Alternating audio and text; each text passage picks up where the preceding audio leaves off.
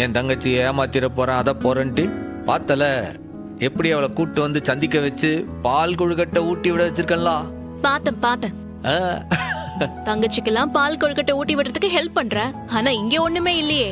இல்லை நீ என்ன சலிச்சுக்குத? ஆமா நைட் ஏதோ ஒன்று சொன்னிய, நான் உன்னை ஏமாத்திட்டேன்டி. அப்படி என்ன ஏமாத்திவிட்ட உன்ன?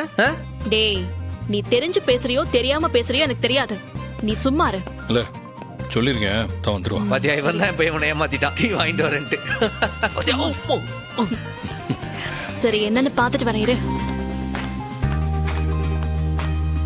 என்ன கதை, என்ன பேசிட்டு இருந்த? அது ஒண்ணும் இல்லல, ரத்தனா அறிவுக்கு பால் கொழுக்கட்டை செஞ்சு கொடுக்கணும்னா அவ செஞ்சு எடுத்துட்டு வந்து கொடுத்தா.